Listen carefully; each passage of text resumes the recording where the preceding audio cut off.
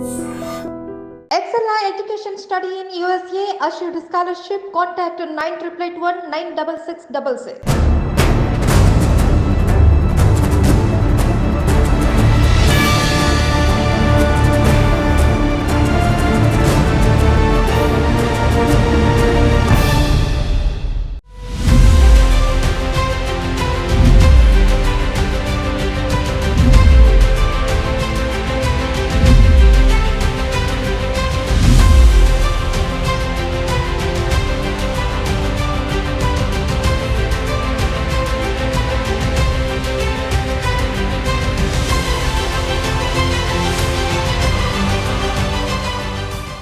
Welcome to crime analysis. ప్రభుత్వం మారింది కానీ అధికారులు మారలేదంటూ మాజీ మంత్రి కేటీఆర్ ప్రెస్ మీట్ పెట్టి చెప్పడం పోలీసు వర్గాలు ప్రత్యేకంగా చర్చగా మారింది. ఎవరు అధికారులు, ఎవరు ఆ పాత్రలో ట్యాపింగ్లో వాళ్ళ రోల్ ఏంటి అనే విషయాలను ప్రెస్ మీట్లో చాలా కరాఖండిగా కేటీఆర్ ప్రకటించారు. ఒకసారి ప్రెస్ మీట్లో ఆయన ఏమన్నారో ఒకసారి చూద్దాం. ఇంకొక మాట కూడా నేను మిత్రులారా మీకు గుర్తు చేస్తా ఉన్నాను. అధికారులు మారలేదు, ప్రభుత్వం మారింది, పార్టీ మారింది. ఇదే శివధర్ రెడ్డి ఈరోజు ఇంటెలిజెన్స్ డీజీ అనుకుంటే ఇప్పుడు ఆయన, ఆనాడు ఇంటెలిజెన్స్ ఐజీగా ఉన్నారు కేసీఆర్ గారు గవర్నమెంట్లో. ఈరోజు టీఎస్పీఎస్సీ చైర్మన్గా ఉన్న మహేందర్ రెడ్డి గారు ఆనాడు రాజశేఖర్ రెడ్డి గారి గవర్నమెంట్లో ఇంటెలిజెన్స్ ఐజీ, ఆ తర్వాత మా ప్రభుత్వంలో డీజీ, హైదరాబాద్ సిపి. మరి ఈరోజు డీజీపీగా ఉన్న రవి గుప్తా గారు ఆనాడు హోమ్ సెక్రటరీ. వీరందరూ కూడా మరి ఈరోజు మా మీద చేసే ఆరోపణలు కానీ, ఇష్టం వచ్చినట్టు ఇచ్చే లీకులు కానీ, మాట్లాడుతున్న మాటలు కానీ, ఆ రోజు అధికారుల ప్రమేయం నిజంగానే జరిగింది అనుకుంటే ఒక్క నిమిషం, ఈ అధికారులకు ఎవరికి తెలియదా? వారెవరు బాధ్యులు కాదు, ఒక కేసీఆర్ గారు మాత్రమే బాధ్యుడు అనే లైన్లో ఇవాళ ఏదైతే లీకులు ఇస్తున్నారో లీకు వీరుడు, నేను అడుగుతా ఉన్నా. మరి మహేందర్ రెడ్డి గారు, శివధర్ రెడ్డి గారు, రవి గుప్తా గారు, ఇంకా చాలామంది ఉన్నారు, సజ్జనార్ గారు అన్నాడు ఎస్ఐబి చీఫ్, వీళ్ళందరూ ఉన్నారు. మరి అధికారులే మారలేదు కదా. ఫోన్ ట్యాపింగ్ నేను డిమాండ్ చేస్తున్నా ఈ ప్రభుత్వాన్ని, మీకు చిత్తశుద్ధి ఉంటే 2004 మొదలుపెట్టు. ఏమేమి ట్యాపింగ్లు జరిగినాయి నేను నా ఆరోపణ కాదు కదా. ఈరోజు నీ ప్రభుత్వంలో నీ పక్కన కూర్చున్న పొన్నం ప్రభాకర్ గారే ఆ రోజు ఆరోపణ చేసిండ్రు. ఏమని? ఆనాడు కిరణ్ కుమార్ రెడ్డి ప్రభుత్వం నా ఫోన్ ట్యాపింగ్ చేస్తుంది. మరి అది వాస్తవమా కాదా? బయటికి విచారణ గ్యాంబిట్ పెంచు. ఆనాడు అధికారులందరినీ పిలిపి, రిటైర్డ్ ఉన్న వాళ్ళందరినీ పిలిపి, నీ కాంగ్రెస్ ప్రభుత్వం ఫోన్ ట్యాపింగ్ చేసిందా లేదా చూద్దాం. ఇంకోటి బ్రదర్, మీరు మర్చిపోయినట్టున్నారు, నేను మర్చిపోలేదు. నాకే ఐఫోన్ వాళ్ళు, యాపిల్ వాళ్ళు మెసేజ్ పంపినారు, నీ ఫోన్ సర్వేలెన్స్లో ఉంది అంటే. నేను దాని స్క్రీన్ షాట్ కూడా మీరు చూసుకోండి కావాలంటే, ట్విట్టర్లో అప్పుడే పెట్టినా. నా ఒక్కడికే రాలేదు, అసదుద్దీన్ ఓవైసీకి వచ్చింది, ఇంకా కొంతమంది మిత్రులకు ఇక్కడ తెలంగాణలో కూడా, మీ ఫోన్లు సర్వేలెన్స్లో ఉన్నాయి, జాగ్రత్త, మీ ఫోను హ్యాక్ అయింది అని నాకు 2022లోనో 2023లోనో వస్తే నేను బయట కూడా పెట్టినది.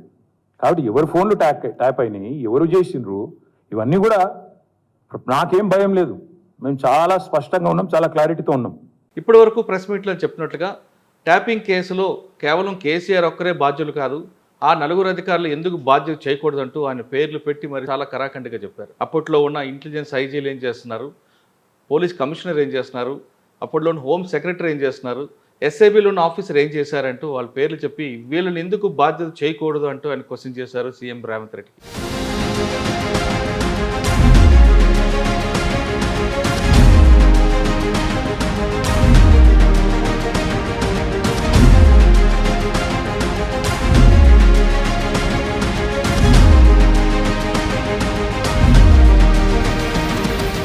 ఇప్పుడు అదే అంశంపై మనతో మాట్లాడడానికి రాజకీయ విశ్లేషకులు వి ప్రకాష్ గారితో పాటు మాజీ పోలీస్ ఆఫీసర్ డాక్టర్ సర్వేశ్వర రెడ్డి ఉన్నారు.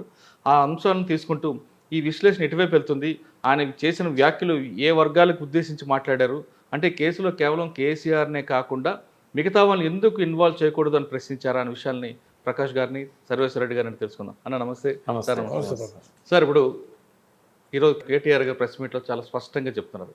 ఇదే అంశాన్ని నిన్న బీజేపీ మాజీ ఎమ్మెల్యే రఘునందన్ గారు కూడా ఈ 4 పేర్లతోనే రేజ్ చేశారు. ఆయన కూడా అదే అంటున్నారు. ఇవాళ కేటీఆర్ గారు కూడా చాలా స్పష్టంగా దాన్ని చెప్పడం, వాళ్ళ వాదనకు ఒక బలం అనేది వచ్చింది. అంటే కేవలం ట్యాపింగ్ కేసులో కేసీఆర్ఏ ఎందుకు, అప్పట్లోని ఆఫీసర్లు ఎందుకు క్వశ్చన్ చేయలేదు? శివధర్ రెడ్డి గారు అవ్వచ్చు, మహేందర్ రెడ్డి గారు అవ్వచ్చు, రవిగుప్తా గారు అవ్వచ్చు, సజ్జనార్ గారు, వాళ్ళ మీద ఎందుకు బాధ్యతలు లేవు? అదే ఆఫీసర్లు అప్పట్లో మా దగ్గర ఉన్నారు, ఇప్పుడు మీ దగ్గర ఉన్నారు కదా అన్నది క్వశ్చన్ వచ్చింది. దాన్ని మనం ఏ విధంగా అర్థం చేసుకోవచ్చు? అంటే ఇది ఒక రాజకీయంగా మలుపు తిప్పుదామన్నా, లేదు కేసును పక్కదో పట్టిద్దామని అనుకో? కేసును పక్కదారి పట్టేయడం ఆయన చేతిలో లేదు. ఇప్పుడు వాళ్ళ కేసు పెట్టాలని సీరియస్గా ప్రభుత్వం నిర్ణయం తీసుకున్నప్పుడు దాని మూలాల్లోకి వెళ్ళాల్సి వస్తుంది. నాకు తెలిసినంత వరకు ఎమర్జెన్సీ కాలం నుంచి కూడా నా ఊహకు అందినంత వరకు ఫోన్ ట్యాపింగ్ అనేది చేయని ప్రధానమంత్రి కానీ ముఖ్యమంత్రి కానీ భారతదేశంలో లేరు. ఎమర్జెన్సీ ముందు 1975లో స్టార్ట్ అయిందే దాని నుంచి కదా, దాని నుంచే ఇందిరాగాంధీ ఇందిరాగాంధీ టైం నుంచి. అంటే నేను కూడా ఆ టైంలో గ్రాడ్యుయేషన్ అప్పుడు నేను విన్నాను. తర్వాత అదే ఇప్పుడు ఈ ఫోన్ ట్యాపింగ్ల వల్ల అమెరికా ప్రభుత్వం కూడా కూలిపోయింది, వాటర్ గేట్ కుంభకోణం ఇట్లాంటివి. ఇక్కడ మన పక్కన కర్ణాటక రాష్ట్రంలో రామకృష్ణ హెగ్డే కూడా. అయితే ఫోన్ ట్యాపింగ్ అనేది సర్వసాధారణం. అయితే చట్టం ఉంది, ఈ ఇండియన్ టెలిగ్రాఫ్ యాక్ట్ కానీ తర్వాత కొన్ని స్పెషల్ గైడ్ లైన్స్ కానీ ఉన్నాయి. అంటే ఫోన్ ట్యాపింగ్ సార్ మీకు తెలియదు కాదు, ఇది కేవలం అన్లాఫుల్ యాక్ట్ వాళ్ళకి వాళ్ళకి వర్తిస్తుంది, పొలిటీషియన్స్ కి తర్వాత బిజినెస్ మ్యాన్ కి వర్తించదు కదా, వర్తించదు. అయితే ఇప్పుడు ముఖ్యమంత్రి గారు ఒకవేళ చెప్పినా కూడా, ఒకవేళ ఫోన్ ట్యాపింగ్ చేయమని చెప్పారే అనుకుందాం, అధికారులు శాశ్వతంగా ఉండేవాళ్ళు, రిటైర్మెంట్ అయ్యేదాకా ఉండేవాళ్ళు అధికారులు. వాళ్ళకు ఉండే ప్రమాణాలు వాళ్ళకు ఉండాలి. కేవలము 5 ఏళ్ళకు ఒకసారి మారే ముఖ్యమంత్రులో మంత్రులో ఫోన్ ట్యాపింగ్ చేయమంటే చేయకూడదు. చేస్తే దానికి ఆ మంత్రి బాధ్యుడు కాదు. మంత్రి ఎక్కడ రిటర్న్గా ఆదేశాలు ఇయ్యాడు, రేవంత్ రెడ్డి ఫోన్ ట్యాప్ చేయి, ఉత్తమ్ కుమార్ రెడ్డి చేయమని ఎప్పుడు చెప్పాడు. ఓరల్ ఇన్స్ట్రక్షన్స్ ఉంటాయి, వాడికి ఆధారాలు ఉండవు. కాబట్టి ఇక్కడ బలయ్యేది ఎవరు అంటే అధికారులే బలవుతారు. ఏ ప్రభుత్వంలోనైనా అధికారులే బలవుతారు. కేసు పెట్టాల్సి వస్తే ఫస్ట్ పెట్టాల్సింది అధికారుల మీద, తర్వాత ఈ నలుగురితో పాటు హోమ్ సెక్రటరీ కూడా బాధ్యుడు అవుతాడు. అదే ఆయన అప్పుడు రవిగుప్తా గారు హోమ్ సెక్రటరీ ఉన్నారు అప్పుడు. సో ఆయన కూడా బాధ్యుడు అవుతారు. అంటే ఫస్ట్ ఇప్పుడు మనం ఎగ్జాంపుల్ రాజశేఖర రెడ్డి గారు గవర్నమెంట్లో ఆదేశాలు ఇచ్చిన రాజశేఖర రెడ్డి గారు చనిపోయారు. బట్ కేవీపీ గారు సంతకం పెట్టడం మేము పెట్టామని చెప్పినా కేవీపీ మీద కేసు లేదు. కేసు అయిన శ్రీలక్ష్మి మీద, బీపీ ఆచార్య మీద. నాకు తెలిసి వాళ్ళిద్దరు చాలా బెస్ట్ ఆఫీసర్స్.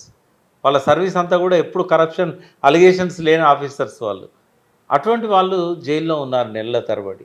అంటే అధికారులే ఇక్కడ బలవుతారు. కాబట్టి అధికారులు కూడా అసెప్ట్ చేసుకోవాలి. వాళ్ళు ట్యాప్ చేయమన్నంత మాత్రాన ఐఎస్ఐఎస్ వాళ్ళే ట్యాప్ చేయొచ్చు.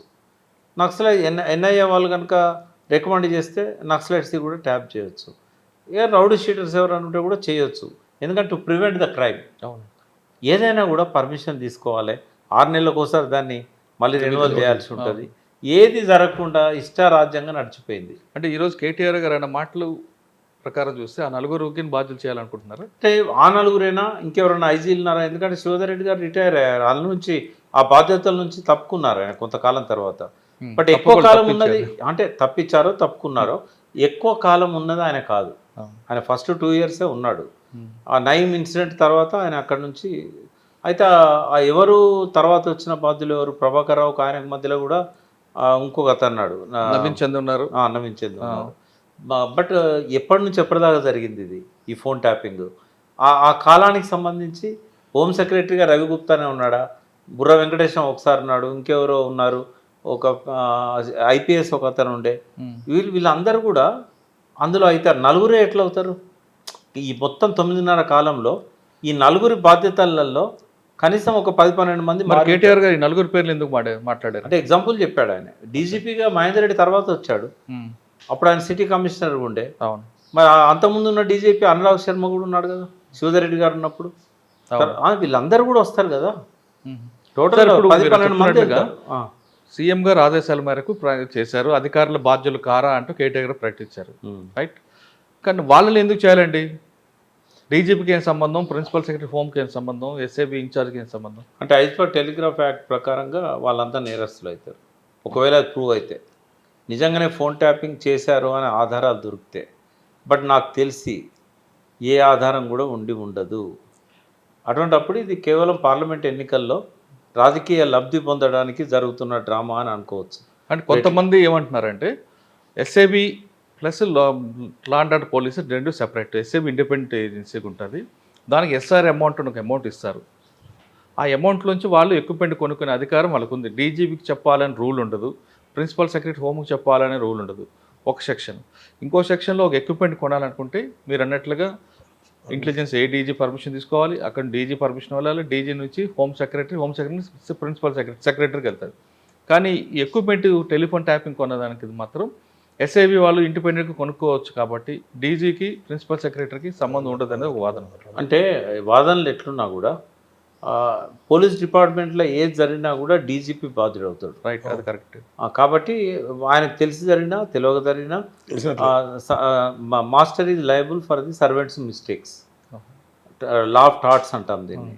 సో అట్లా ఆయన బాధ్యుడవుతాడు. రెండవది ఏంటంటే హైరార్కీలో హోమ్ సెక్రటరీ పర్మిషన్ లేకుండా జరుగుతున్నప్పుడు ఆయన నియంత్రించాల్సి ఉండే, వార్నింగ్ ఇవ్వాల్సి ఉండే, ఇవ్వనందుకు ఆయన బాధ్యుడు అవుతారు. ఇప్పుడు బయట సమాజంలో నేరం జరుగుతుంటే చూస్తూ నోరెత్తకపోతే అది నేరం కాదు. కానీ ఒక డిపార్ట్మెంట్లో కింది అధికారులు నేరం చేస్తున్నప్పుడు తెలిసి మౌనంగా ఉండడం అనేది నేరం. కాబట్టి ఖచ్చితంగా వాళ్ళంతా బాధ్యులే అవుతారు. ఇంటెలిజెన్స్ చీఫ్కు సంబంధం ఉందా లేదా అనేది చూసుకోవాలి. ఎందుకంటే ఇంటెలిజెన్స్ చీఫ్ జనరల్గా ముఖ్యమంత్రితో ఉంటూ ఆ వ్యవహారాన్ని ఆయనకు చెప్తా ఉంటాడు. బట్ ఇది ఒక సపరేట్ డిపార్ట్మెంట్ ఎస్ఐబి. మరి ఎస్ఐబికి ఇంటెలిజెన్స్ చీఫ్ డైరెక్ట్ బాధ్యుడా కాదా అనేది నాకు తెలియదు, పోలీస్ ఆఫీసర్ చెప్పాలి. బట్ అక్కడ సజ్జనార్ ఉన్నాడు కొంతకాలం, దీనికి సపరేట్ టాస్క్ ఫోర్స్ లాగా పెట్టారు. అది పెట్టి సాధారణంగా అప్పుడు రెండు కలుపుదాం, క్లబ్ చేద్దాం అరవింద్ గారి టైంలో చూశారు. ఇంటెలిజెన్స్ వేరు, గ్రేహౌండ్స్ వేరు, ఎస్ఐబి వేరు, కౌంటర్ ఇంటెలిజెన్స్ వేరు, 4 ఉంటాయి. పొలిటికల్ ఇంటెలిజెన్స్ వేరేగా ఉంటుంది. ఎస్ఐబికి గ్రేహౌండ్స్కి ఒక కోఆర్డినేషన్, ఇంటెలిజెన్స్కి మన కౌంటర్ ఇంటెలిజెన్స్ వేరేగా ఉంటుంది. ఈ 4 ఏజెన్సీలు డిఫరెంట్ అవుతున్నాయి కాబట్టి మన యాదవ్ గారు డీజీగా ఉన్న టైంలో అరవింద్ గారు ప్రపోజల్ తీసుకొచ్చారు. అందరూ అల్టిమేట్గా చేసేది గవర్నమెంట్ కోసం కాబట్టి కౌంటర్ ఇంటెలిజెన్స్, గ్రేహౌండ్స్ ఈ 3 కలుపుదామని అక్కడే క్లాష్ వచ్చింది. సరే ఒకసారి దాని గురించి పక్కన పెడితే సర్వేశ్వర రెడ్డి గారు ఉన్నారు. సార్ చెప్పండి సార్, నా ప్రకాష్ గారు చెప్తున్నట్లుగా డీజీ గారు నోటీసులు లేకపోయినా, ఆయనకు సంబంధం లేకపోయినా ఇష్యూ జరుగుతున్నప్పుడు ఆయనకు తెలియకుండా జరిగిందని అంటే ఆయన ఫెయిల్యూర్ అనుకోవాలా, కంట్రిబ్యూషన్ ఆఫ్ నెగ్లిజెన్స్ అనుకోవాలి, ఫెయిల్యూర్ అనుకోవాలి, ఇన్కంపిటెంట్ అనుకోవాలి, ఇన్ఎఫిషియెంట్ అనుకోవాలి, దేనికి పనికిరాడు అనుకోవాలి. ఎందుకు చెప్తున్నంటే టైం టు టైం ఎస్ఐబి చేసే ప్రతి పని కూడా డీజీ నోటీసులు పెట్టి చేస్తారు.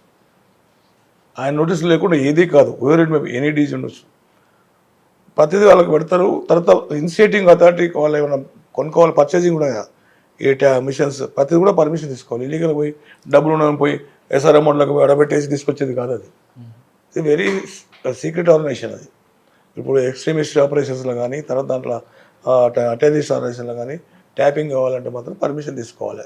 త్రో ప్రాపర్ ఐరానికి ఉంటుంది కానీ త్రో ప్రాపర్ ఛానల్లో పోతుంది. సంతకం పడినప్పుడు ఈ నెంబర్లు ఎవరు చూసుకోరండి, ఓ పీసీసీ నెంబర్, ప్రెసిడెంట్ నెంబరు, తర్వాత మా నా నెంబరు, ప్రకాష్ గారి నెంబరు పెట్టి రాదు కదా. పెట్టింది అనుకో, పంపేటప్పుడు ఒక 5 నిమిషాలు టైం స్పెండ్ చేస్తే ట్రూ కాలర్ అనే పేర్లు వస్తాయి కదా, అంతా కూడా చూసుకోవాలని చేయాల్సిన అవసరం లేదు కదా. అంటే ఒక నెంబర్ పెట్టినప్పుడు కింద రాస్తారు కదా, ఈ వ్యక్తి ఎవరు, ఈ నెంబర్ ఏంటి, అసలు క్రైమ్ నెంబర్ ఏంటి, ఏ పర్పస్ మీద ఈ నెంబర్ ట్రాప్ చేస్తున్నాం అది. మళ్ళీ రూల్ లేకుండా ఫార్వర్డెడ్ అకౌంట్ పర్మిషన్ రాస్తే ఈయన ఫార్వర్డ్ అయిపోవాల్సింది వెనక్కి, అట్లా ఉండదు. సార్ ఈరోజు కేటీఆర్ గారి మాటల్లో మీరు సమర్థిస్తారా, వ్యతిరేకిస్తారా? కేటీఆర్ గారిది ద్వంద్వ వైఖరి కనిపిస్తుంది, డ్యూయల్ స్టేట్మెంట్ లాగా. ఎట్లా అంటే మొన్న అంతకుముందు ఒక పబ్లిక్ మీటింగ్లో మాట్లాడుకుంటూ ఏందా పెద్ద ట్యాపింగా, ఒకటి జరిగి ఉండొచ్చు అని పార్సల్ అడ్మిషన్ చేసి, ఒక పొలిటీషియన్, ఒక లీడరు, దట్టు నాలెడ్జ్ ఉన్న పర్సన్ అట్లా మాట్లాడద్దు కదా వేగంగా.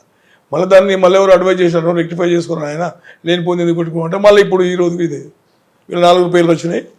తర్వాత ఆయన ఇప్పుడు నా ఇల్లీగల్ పనులు నాకేం అవసరం చేయనీకే, నీకేం అవసరం ఉందని మన అట్లా చేస్తారు, ఒకటి చేస్తారని. అంటే ఆయన స్టేట్మెంట్ అంటే ఒక స్టాండర్డ్ లేదు, భయంగా స్టేట్మెంట్ ఉంది, ఇంటెన్షన్ స్టేట్మెంట్ ఉంది. ఈ రెండింటిలో మనం డిఫరెన్షియేట్ చేయడానికి లేదు. అందుగురించి కేటీఆర్ స్టేట్మెంట్ ఎంత ప్రామాణికం, ఒక విధంగా భయం ఉంది. తర్వాత వీళ్ళు అన్నప్పుడు అంటే ఈయనకు ట్యాపింగ్ తెలుసు అని అడుగుతుంది, దాంట్లో ఎంప్లాయిడ్ మీనింగ్ కనపడుతుంది. ట్యాపింగ్ వీళ్ళ పేర్లు అని చెప్పుకుంటూ వచ్చినట్టే ట్యాపింగ్ చేసినట్లు ఆయనకు నాలెడ్జ్ ఉంది. క్రైమ్ అండ్ క్రిమినల్ నాలెడ్జ్ ఉండి దాన్ని ప్రివెంట్ చేయకపోతే కూడా నేరమే. కరెక్టే.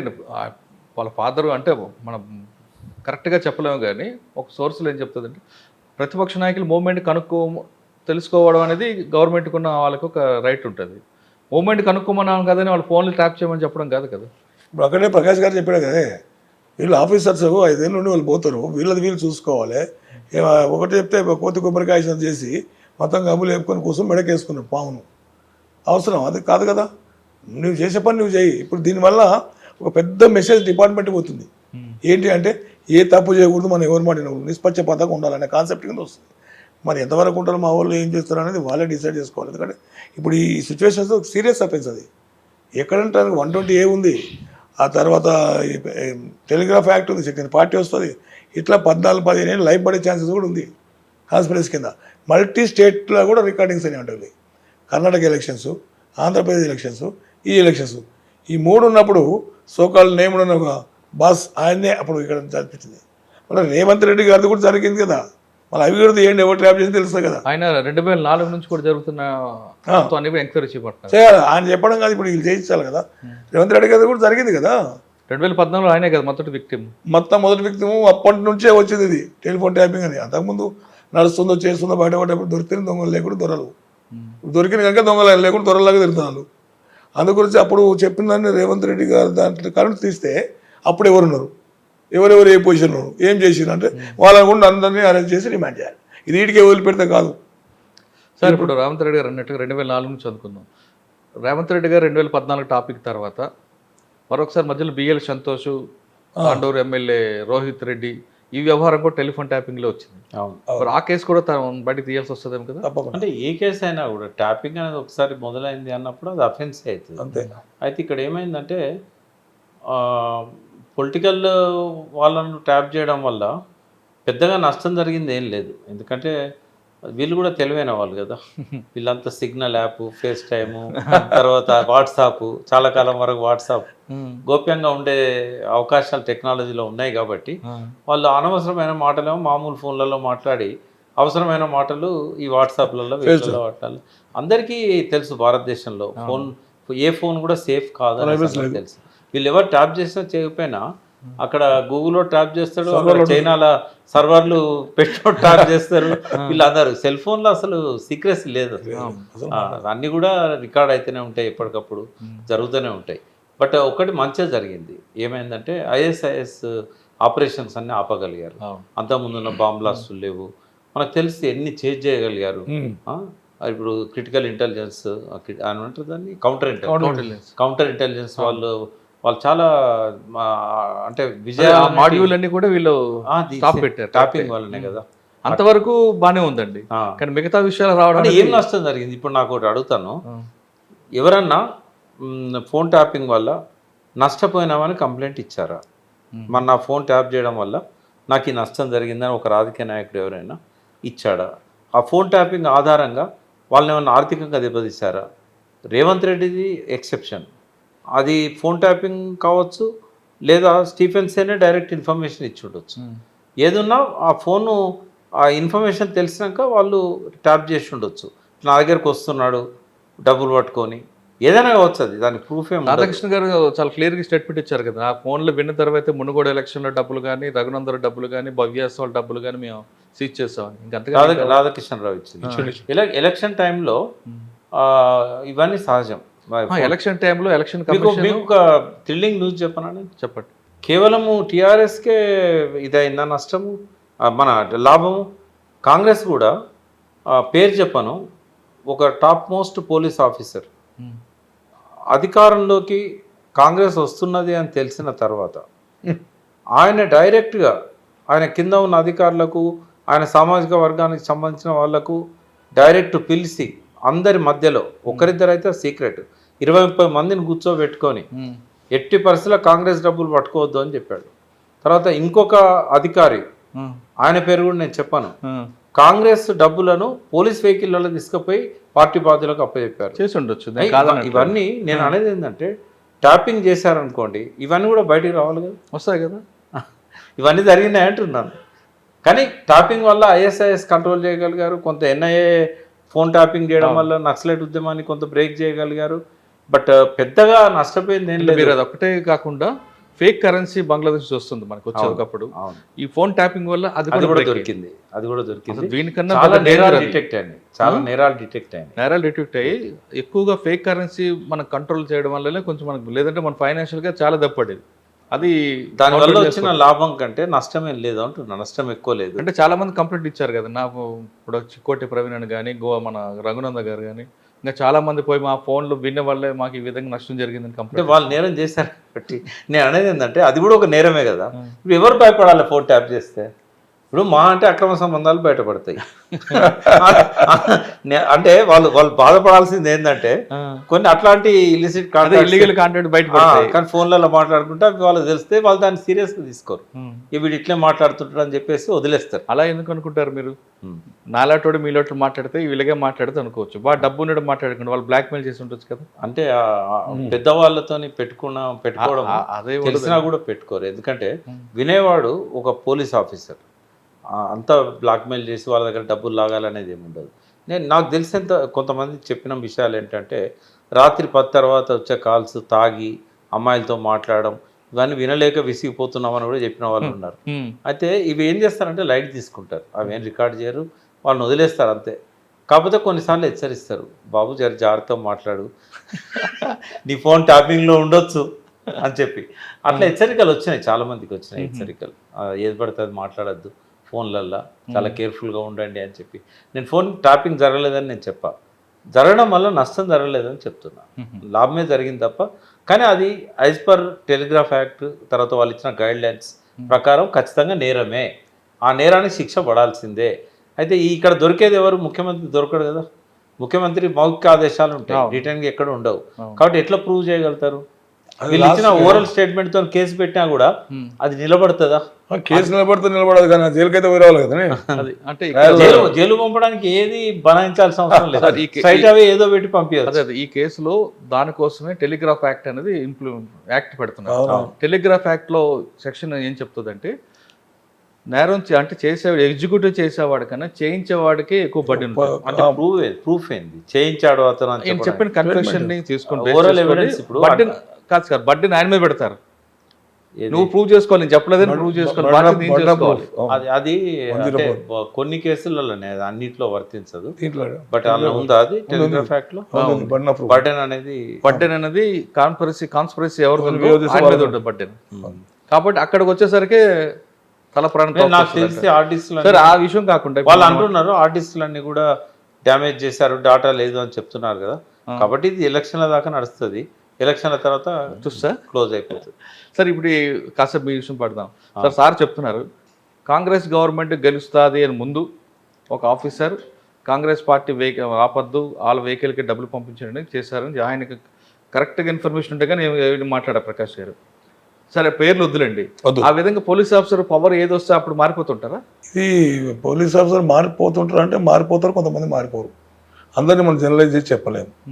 కొంతమంది ఉంటారు బలహీనులు కానీ, లేకుంటే ఆపర్చునిస్టులు కానీ, అవకాశవాదులు కానీ, అవసరవాదులు కానీ, అనవసరవాదులు కానీ ఉంటారు. కొంతమంది ఉంటారు అతివాదులు, మితవాదులు, తీవ్రవాదులు అంటారు మా డిపార్ట్మెంట్లో ఉంటారు. వాళ్ళు పంచన చేరుతారు. ప్రకాష్ గారు చెప్పిన దాంట్లో మనం నేనే చేయలేము. కాకపోతే అంటే అవంతా ఇప్పుడు లేవు కదా. ఇప్పుడు వచ్చింది ఆ ఇష్యూ కాదు కదా, అది ఇప్పుడు వచ్చింది ఇది హార్డ్ డిస్క్లో బలగొట్టని ప్రకాష్ గారు చెప్తారు. Yes that is substance considering the fact అపెన్ చేసి బలగొట్టాడు. పార్టీకి సరిపోద్ది అంటారా? అవును, సీజర్ పార్టీలో సరిపోతుంది. ఎవరికి ఇప్పుడు 4 అరెస్ట్ అయ్యారు. అవును, 4లో ప్రణీత్ రావు, రాధాకృష్ణరావు, భుజంగరావు, తిరుపతి అన్న. అవును, ఓకే. రాధాకృష్ణరావు గారి కన్నా ముందు దొరికింది ప్రణీత్ రావు గారు. అవును, ప్రణీత్ రావు గారి కన్ఫెషన్ కి సీజర్ పార్ట్ సరిపోద్ది. అవును, కానీ మిగతా ముగ్గురికి కనెక్టివిటీ ఇస్తారు. మేము కూడా చేసే అదే డిస్కుల్లో మేము రికార్డ్ చేసుకుని దాగి ఉంది పలగొట్టేసి అని లింక్ ఇస్తారు అంతే. ఆ మాట చెల్లదు కదా పోలీస్ సమక్షంలో. చెల్లదా అని సెకండ్ ఆస్పెక్ట్. చెల్లదు, 100% చెల్లదు. Mere confession is not admissible అని లాస్ ఇస్ అది తెలుసు. కాకపోతే అంటే ఇప్పుడు ఈ ట్రయల్ నడిచి ఇప్పుడు అవుతుందా మురళి 10 ఏళ్ళు అవుతుంది. ఆ 10 ఏళ్ళప్పుడు ఎవరు వాళ్ళని డిస్టర్బ్ చేయడం అంతే. డిస్టర్బ్ అంటే జ్యుడిషియల్ ప్రొసీజర్, దాన్ని మనం కాదనలేం కదా. కరెక్టే సార్, ఇది ప్రాపర్ గా వెళ్ళొచ్చు కదా, అంటే ప్రొసీజర్ ప్రకారం వెళ్ళొచ్చు కదా. ప్రాపర్ ఏంటంటే డ్యామేజ్ చేసి పలకొట్టు దానికి వెళ్ళి ఏం రికవర్ చేస్తావు? రికవర్ పీసెస్ రికవర్ చేస్తారు, మన కన్ఫెషన్ లీడ్ ఇస్తారు. ఆయన కన్ఫెషన్ పోలీస్ ఇంకొక యాంగిల్ ఉంటుంది కదా, ఒకవేళ రికవరీ కానప్పుడు ఇంకొక యాంగిల్ కూడా రికవర్ చేయొచ్చు కదా. ఇంకో యాంగిల్ అక్కడ ఉంటే రికవర్ చేస్తాం, మొత్తం తీసుకొని పలకొడితే ఏంటి రికవర్ చేస్తాం. కానీ సాధారణంగా పోలీసులు లింక్ అయితే ఇస్తారు ఇన్వెస్టిగేషన్ లో, మొత్తం లీగల్లోనే కేసులో శిక్ష పడాలని చేస్తారు, కేసులు పోవాలని ఎవరు చేయరు. ఒక్కొక్క కేసులో మర్డర్ చేశాడు, ఒకసారి జ్యుడిషియరీ కేసులో మర్డర్ చేశాడు, ఆ కత్తి తీసుకెళ్లి చెరువులో పారేశాడు, ఆ చెరువులో వాటర్ ఎడుగో వెళ్ళిపోయింది, కత్తి దొరకలేదని కేసు క్లోజ్ చేయాలి కదా, ఎక్కడో కత్తి తీసుకొచ్చి పెడతారు కదా ప్రస్తుతానికి. అది రేర్ కేసులు ఉంటాయి. కేసు ఎగ్జాంపుల్ ఆ ఎంఓని ఇక్కడ ఇంప్లిమెంట్ చేసి ఒక కేసులో ఈవెన్ వెపన్ లేదు, చేయబెట్టి గొంతు పిసుకున్నాడు చిన్నపిల్ల. కదా పట్టుదల ఎందుకు ఉంటుంది మురళి? ఎవరికి ఉండదు. ఎందుకంటే ఇప్పుడు ఐజాన్ టుడే రేవంత్ రెడ్డి గారు ఫోన్లు ట్యాప్ చేయట్లేదా? ఈ ప్రభుత్వం చేయట్లేదా? చేయలేదని చేయట్లేదా అంటే నేను 100% చేస్తున్నారు అని నేను అంటాను. చేయలేదని నేను అంటాను. ఎందుకంటే ఫోన్ ట్యాప్ చేయదని ఏ గవర్నమెంట్ చేయదని నేను చిన్న కూడా చెప్పండి. వాళ్ళ రెండవది వాళ్ళ మొరల్ దెబ్బతీయద్దు కదా. ఇవాళ కేసీఆర్ కంటే ముందు అరెస్ట్ చేయాల్సింది ఎవరిని? అప్పటి డీజీపీని, ఇప్పుడు చెప్పిన లిస్టు. వీళ్ళని అరెస్ట్ చేస్తే డీజీపీ రేపు ఎవరన్నా అప్పుడున్న డీజీపీ, ఇప్పుడు ఎవరు ముందు అనురాగ్ శర్మ ఉన్నాడు, తర్వాత మహేందర్ రెడ్డి ఉన్నాడు. అయితే నేనేమంటున్నా, అంజనీ కుమార్ ఉన్నాడు. నేనేమంటున్నా అంటే ఒకవేళ కనుక ఈ ప్రభుత్వం ముందుకు పోయింది అనుకుందాం, హార్డ్ డిస్కులు లేకపోయినా కూడా ఏదో ఒక ఆధారం పెట్టి కన్ఫెషన్ ఆధారంగా చేసుకొని కేసులు పెట్టారు అనుకోండి, రేపటి నుంచి ఏ పోలీస్ ఆఫీసర్ అయినా రేవంత్ రెడ్డికి పనిచేస్తారా? చేయరు. వర్క్ టు రూల్ అంటారు. వర్క్ టు రూల్ అంటే గవర్నమెంట్ నడుస్తుందా? నడవదు. కాబట్టి ఇవన్నీ పార్లమెంట్ ఎలక్షన్ నడుస్తుంది కాబట్టి ఈ హంగామా అంతా అక్కడి వరకే ఉంటుంది.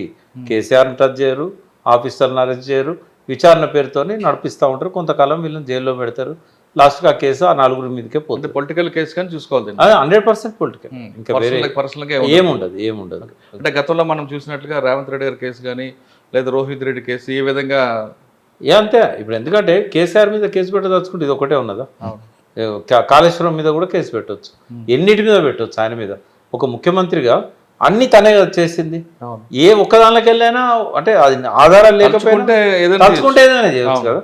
కాబట్టి చెయ్యరండి అట్లా. ఏమున్నాయి అట్లా ఉదాహరణలు భారతదేశంలో? కేవలం తమిళనాడులో తప్ప. అది కూడా 2 ప్రాంతీయ పార్టీలు. ఆడ 63లో లాస్ట్ టైం కాంగ్రెస్ వచ్చింది, ఇప్పటిదాకా జాతీయ పార్టీ రాలే. వాళ్ళిద్దరికి ఉన్న వ్యక్తిగత వైషమ్యాల వల్ల బట్ ఎక్కడ కూడా ఇంత ఉండదు. కాబట్టి అల్టిమేట్గా ఏంటంటే తెగేదాకా లాగరు, లబ్ధి పొందడానికి ఉపయోగించుకుంటారు. రేవంత్ రెడ్డి తనను జైల్లో పెట్టిండని కూడా ఆ కక్షా కార్పణ్యాలు ముఖ్యమంత్రి అయిన తర్వాత ఆయనకు ఉండవు. ఆయన ముఖ్యమంత్రి అయిన తర్వాత నెక్స్ట్ టార్గెట్ ఏముంటుంది అంటే 10 ఏళ్ళు ఎట్లా కంటిన్యూ కావాలని ఉంటుంది. 10 ఏళ్ళు కంటిన్యూ కావడానికి ప్రతిపక్షాల సహకారం అనేది మస్ట్ అన్నట్టు. ఏ ప్రతిపక్షాల సహకారం లేకుండా ఏ ముఖ్యమంత్రి కూడా కంటిన్యూ కాలేడు ఆ పదవిలో. కాబట్టి రేపటి రోజు ఆయన మళ్ళీ పార్లమెంట్ ఎలక్షన్ తర్వాత ఏదో ఒక రకంగా వీళ్ళకి దగ్గర అవ్వడానికి ప్రయత్నం చేస్తారు తప్ప వీళ్ళతో తెగతెంపులు చేసుకోవడానికి ప్రయత్నం చేయడు. సార్ మీరేమంటారు? సార్ చెప్పింది కరెక్ట్గా చెప్తున్నారు. ఇప్పుడు ఒకటి మాత్రం చెప్పొచ్చు వార్త వ్యాఖ్యానిస్తే ఏంటంటే రేవంత్ రెడ్డి గారు 10 years ఉండాలనే కాన్సెప్ట్లో ఎవరైనా ఉంటారు. శాస్త్రంగా ఉండాలి 10 years అంటారు, 15 ఆంధ్రప్రదేశ్ జగన్ నేను 30 years ఉంటాను అంటలేడా? అట్లా అది వాళ్ళ దేర్ ఒపీనియన్, దేని పర్సనల్. కానీ ఆ రేవంత్ రెడ్డి గారికి ఇప్పుడు వీళ్ళందరూ సహకరించాలో అట్లా పోయి కలుస్తారని మాత్రం హైలీ ఇంపాసిబుల్. ఆయన నేచర్ నాకు తెలుసు. సార్ ఒక మాట అన్నారు ఏమంటే రేవంత్ రెడ్డి గారికి పగా ప్రతీకారాలు ఉండవు, చట్టం తన పని చేసుకుపోతుంది, ఆయన కేవలం ఆయన అభివృద్ధి లేదా పార్టీ నిలబెట్టుకోవాలి అంతవరకు ఉంటారు తప్ప ఈ పగా ప్రతీకారం జైల్లో పెట్టాడని సీఎం కేసీఆర్ పెట్టారనే ఆలోచన ఉండదు అని అంటున్నారు. కేసీఆర్ బిడ్డ చట్టం తన పని చేసుకునేటువంటి మరి కేసీఆర్ అన్న పేరు ఏమైనా పెట్టచ్చు. అట్లా వాళ్ళందరినీ చేయాలనే కోరిక కూడా ఉండదు. ఇప్పుడు అభివృద్ధి చేసుకుంటే వాళ్ళే వెల్ఫేర్ యాక్టివిటీస్ టైం ఉంటుందంట సార్. అంటే ఆ లెవెల్కి చేరిన తర్వాత ఒకసారి సీఎం లాంటి ఇవన్నీ చిన్నగా అయిపోతాయి, కనబడేవి. చాలా పెద్ద పెద్ద ఇష్యూస్ ఉంటాయి కదా. ఉంటాయి. నన్ను అప్పుడు జైల్లో పెట్టిండు కదా, ఇప్పుడు నేను పెడతా అంటే చిన్నగా అయిపోయాయి. ఆ ఊర్లో పంచాయతీ లాగా అవుతుంది. ఆ రేవంత్ రెడ్డి అసాధారణ వ్యక్తి అండి. ఆయన మనం అనుకుంటాం కానీ ఆయన చాలా గ్రాస్పింగ్ పవర్ ఉంది.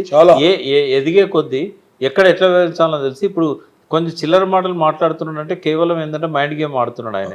ఆ మైండ్ గేమ్ పార్లమెంట్ ఎలక్షన్ల దాకా ఉంటుంది.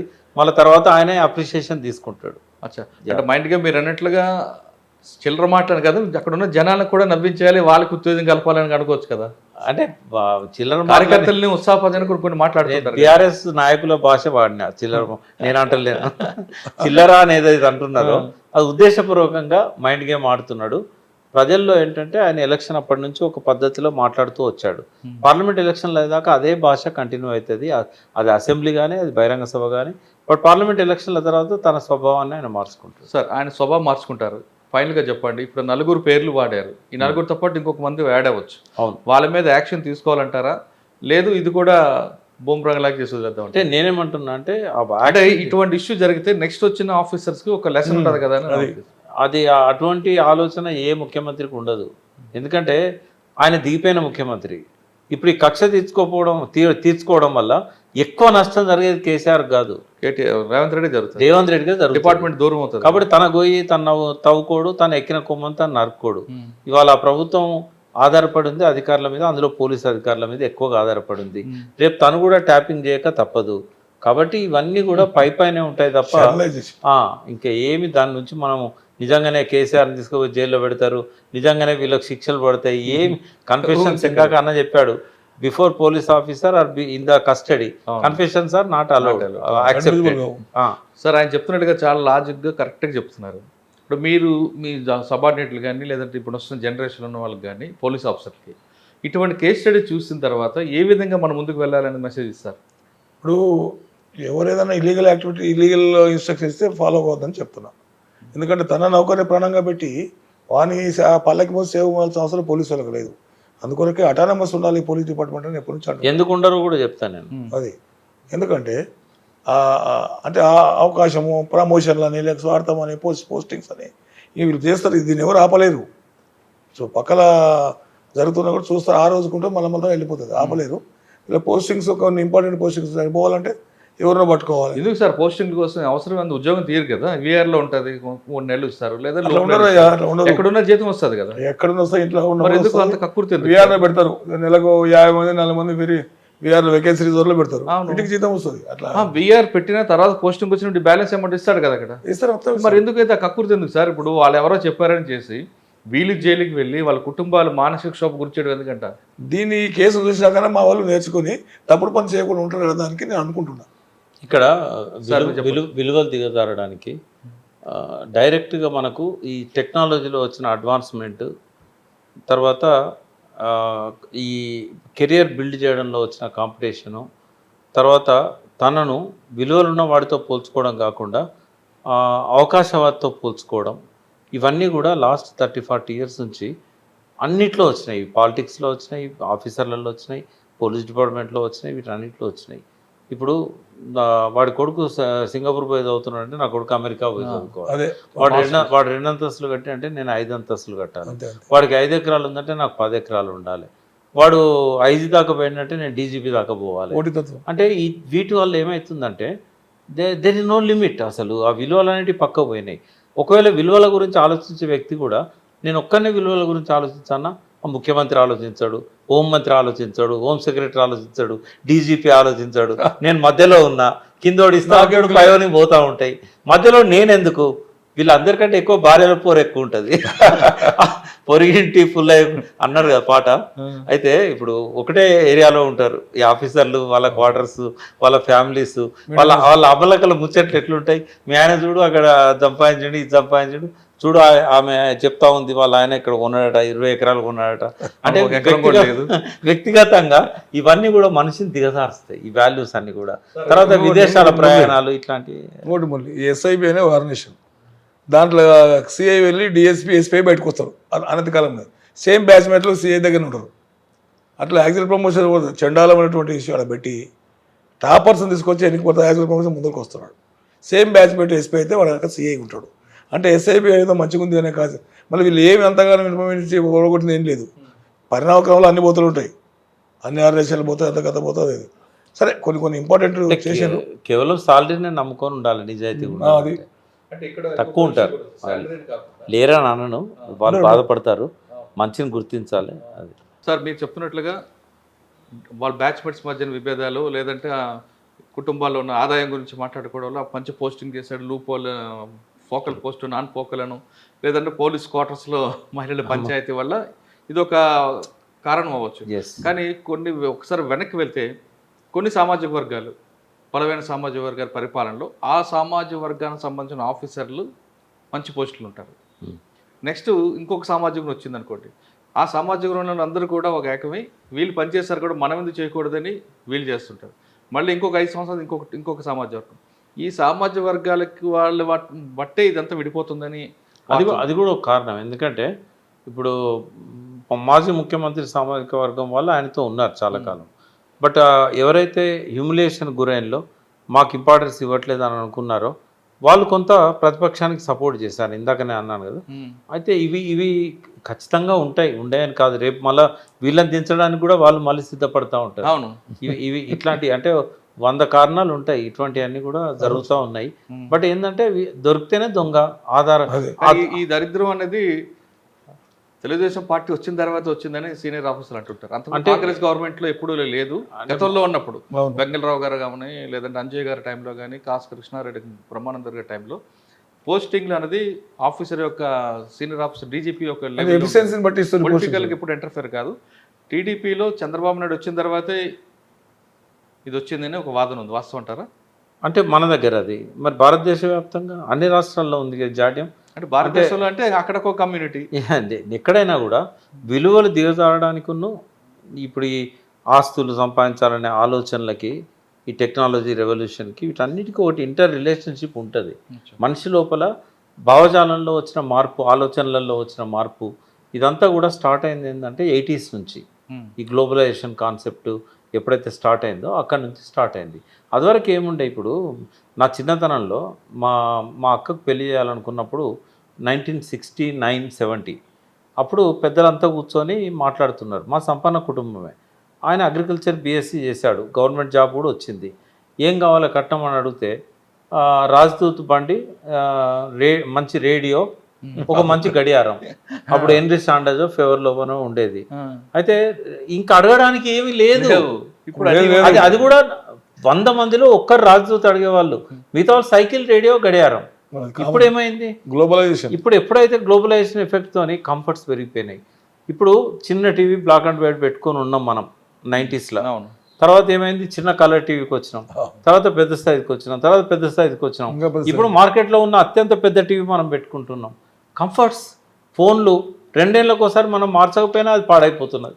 అంటే ఇవన్నీ కూడా పోటీతత్వం పెరగడానికి, విలువలు దిగజారడానికి ఒక చంద్రబాబు ఒక ముఖ్యమంత్రి స్థాయిలో చేసేది కానే కాదు ఇది. ఇప్పుడు ఇంకోటి కూడా చెప్తున్నాను, విలువలు పాటించిన శ్రీలక్ష్మి అండ్ మన ఆచార్య గారు వాళ్ళు ఎందుకు సంతకాలు పెట్టారు అంటే అధికార పెత్తనం. నేనున్నా కదా, అన్ని నేను చూసుకుంటా పెట్టు. నిజంగానే మీరన్న 10-12 మంది పేర్లలో నిజాయితీ ఉన్న ఉన్నారు. బట్ ముఖ్యమంత్రి చెప్పాడు కదా, చేయకపోతే ఏమవుతుందో, ఉన్న స్థానం పోతుందేమో. అట్లా మరి ఎంతవరకు ఫైట్ చేసినలో కానీ స్థానాలు కూడా పోయినాయి కదా. అట్లా అని చెప్పి టాపింగ్లో సహకరించినందుకు నిజంగానే వాళ్ళని 5 ఏళ్ళు పెట్టుకున్నాడు, ఆయనే పెట్టుకోలే. ఎక్కడో ఒకడ తప్పదు రాజీ పడకపోతే. రాజీ పడని వాళ్ళు వైదొలుగుతారు అందులోంచి. ఫోన్ ట్యాపింగ్ కేసు కేవలం పార్లమెంట్ ఎలక్షన్ వరకు అంటున్నారు. ఇదంతా తర్వాత రేవంత్ రెడ్డి గారిలో వైఖరిలో మార్పు వస్తుంది, ఆయనకు అందరితో మెప్పు పొందుతాడంటూ ప్రకాష్ రెడ్డి గారు చెప్తున్నారు. ఇక సర్వేశ్వర గారు చెప్తున్నారు, ఇటువంటి కేసు స్టడీ తీసుకొని ఇకపై కూడా మౌఖిక ఆదేశాలతోనో ఎవరో చెప్పారని చేస్తే మాత్రం ఈ విధంగా జైలుకి వెళ్ళడం ఖాయం, మీ కుటుంబాలు మానసిక క్షోభకు గురి కావడం చెప్తున్నారు. ఇది సర్వేశ్వర రెడ్డి గారితో ప్రకాష్ గారితో విశ్లేషణ. మరో అంశంలో మళ్ళీ కలుద్దాం. అంతవరకు నమస్తే. Thank you sir. Thank you very much.